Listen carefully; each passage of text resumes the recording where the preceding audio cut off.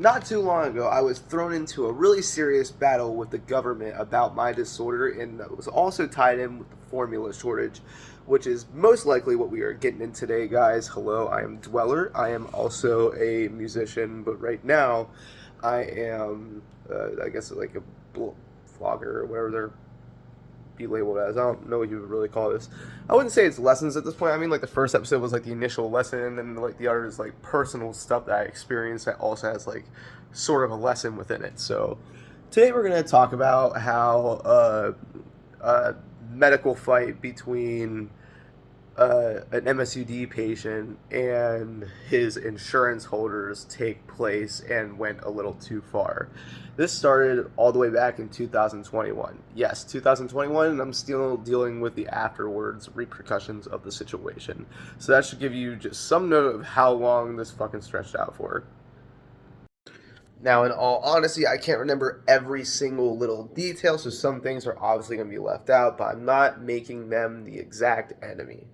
This had everything a little bit to do with my REM caseworker not being able to work with me anymore, my insurance company not wanting to pay for my life holding medication that I have to take every day. And yes, I'm going to go ahead and say it's a medication, even though you label it as a supplement and they say it's not medicine. If it keeps your organs from eating themselves or if it keeps you from metabolic crisis, then it's a fucking medication. I'm sorry, but you cannot convince me different. You can put a label on something, but if it saves a life, it's medication.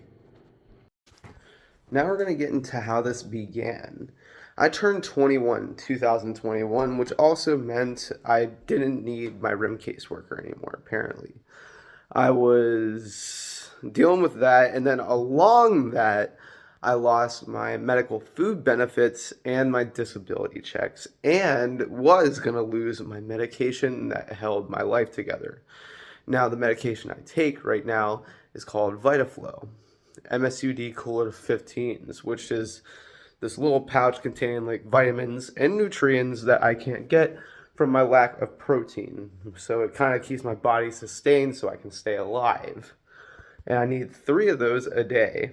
And without having them for about 2 days, I could die. That's the actual consequence. There's no getting sick and then dodging it or anything. It's just I'll straight decompose and die. That's just what will happen, you know? So around this time, I was facing losing my REM worker and also losing my coverage for my medication.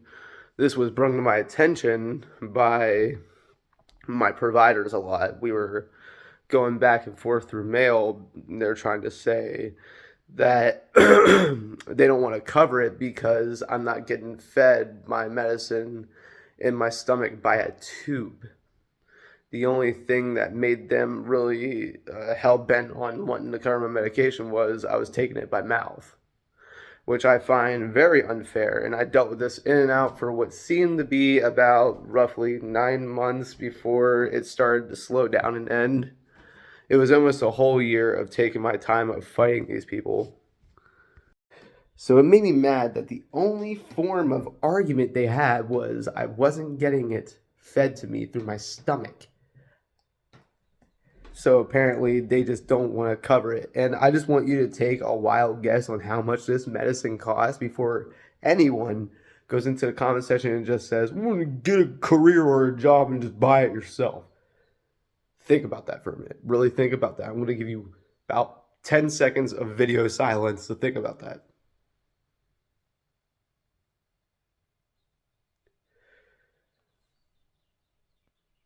Thought about it? One monthly shipment is $1,200, dude. How the fuck would I ever afford that with groceries, bills, and everything else I need to sustain myself with this weird disorder? At that point, if you would look at that, that's kind of a doozy, right? Because, you know, most people would be like, well, you got a career or a job, right? Just go ahead and buy it. But with that price, I don't even think a full time would cover that. A month. So I was in a pickle. I was starting thinking, like, what can I do? What am I going to do? What can I do about that?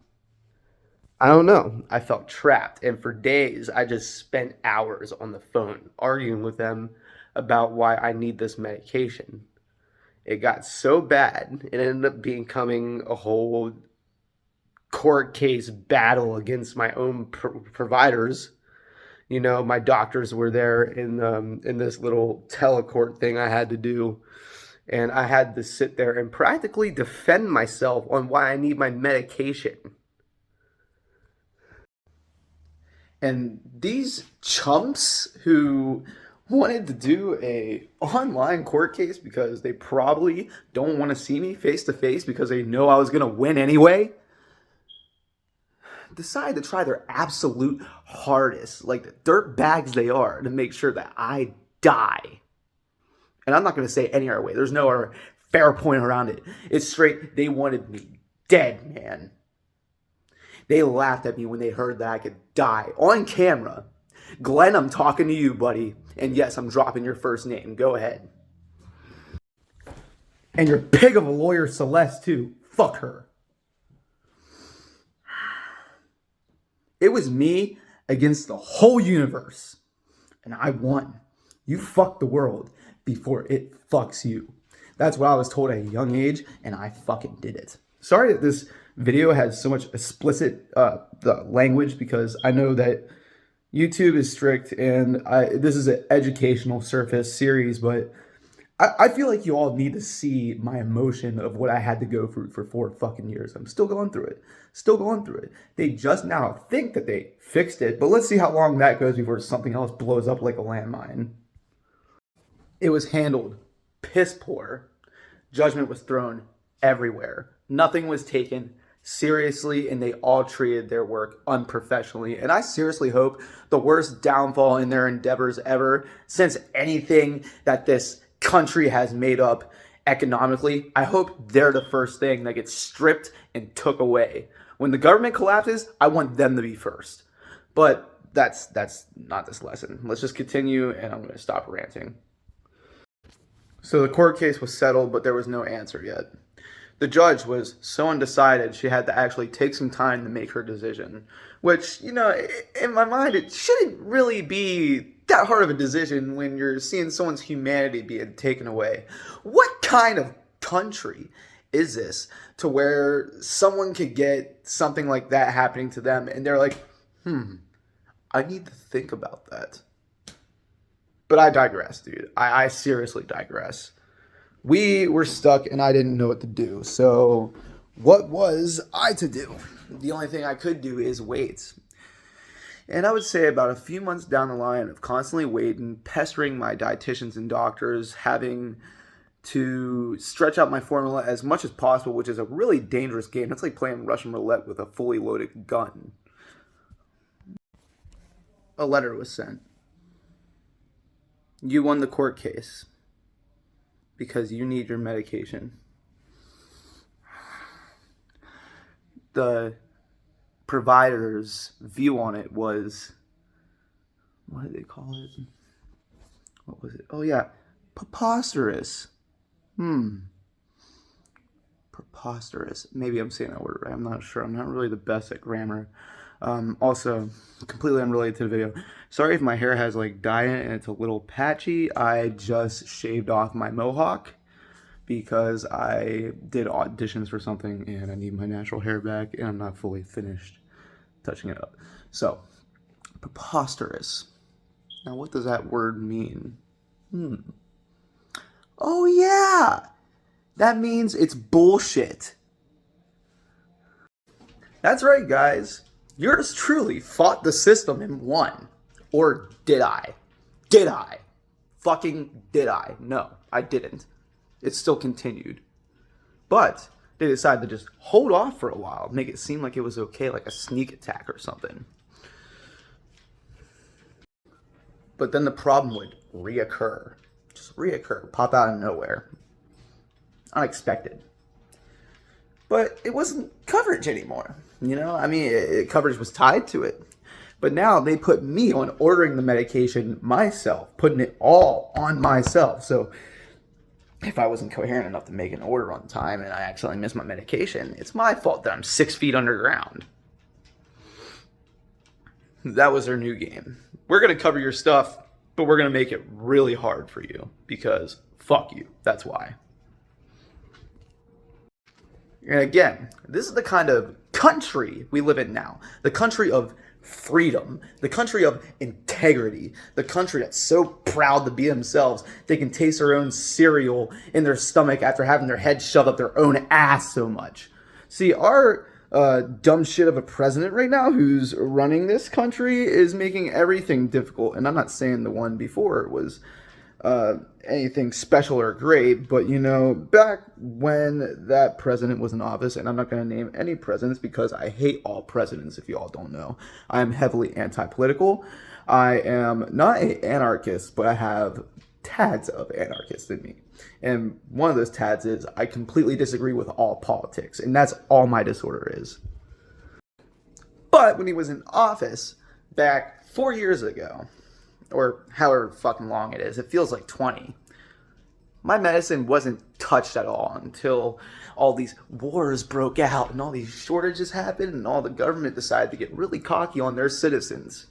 What happens when that turns over? What happens when we strike back? What happens when we had enough? It's not just me. It's not just my community of my disorder. It's not just a few Americans. It's the whole goddamn country. We are getting sick of it. Sick. S-I-C-K. Sick. Just like I am.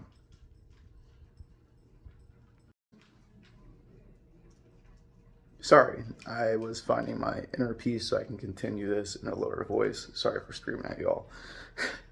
Enough revolution mode. Back to educational. But yeah, with that being said, I was completely in control of my own medication. So every 3 months, I had to make sure everything was renewed through my doctors. I had to constantly reach out to them now. Almost every month, I have to make sure my shipments come in. I have to make sure that I have enough medicine to last, or I have backup medicine, which is probably one of the most stressful things you can possibly do in life, is make sure that you're constantly going to be okay and you don't know when something's going to happen. I mean, life is already unpredictable as it is. So just imagine if it was even more unpredictable. It's almost unlivable. I almost never left the house, and when I did, it was very minimal because I wasn't feeling good or I had to do something to take care of this. It was consuming my whole life, and I decided to put my foot down, step aside, and work it out. There is a solution. It'll be explained in part 2. This is going to be part 1 because this is spilling into a long video because of my little rant mode, and thanks all for putting up for it, but their goal was to get me off my providers, which was Edge Park. And MD's Physicians Care covered Edge Park for whatever reason, because MD's Physicians Care apparently doesn't cover shit. But that's where I was at the moment, and I was stuck. And their new goal was to get me a new provider, and I'll be keeping you guys updated about this situation. If you like this video at all, and if it's to teach you anything, it's to teach you to stand up for your rights as a human being. It's to teach you to not take subjectifying to being a casualty of the system when you're forced to be a part of the system. It's trying to teach you that you have to have drive, and you are in control of your life, and you are the only person that can save you. No one else can save you but you. So make sure you save yourself. You know what I mean? Like, it was nuts and hectic, but I'm still here. I'm still standing, and I've been standing since I came in. And that's all that matters, you know? So if you like this video, leave a like, subscribe. If you have any questions, comments, rants, insults, anything, leave it in the box below. Subscribe to my channel if you want more videos like this, and plus I make music, and I'm just going to start doing like fun little videos and stuff like that. But thank you all for hearing me rant today. This has been Dweller, and I'm going to sign off for this video.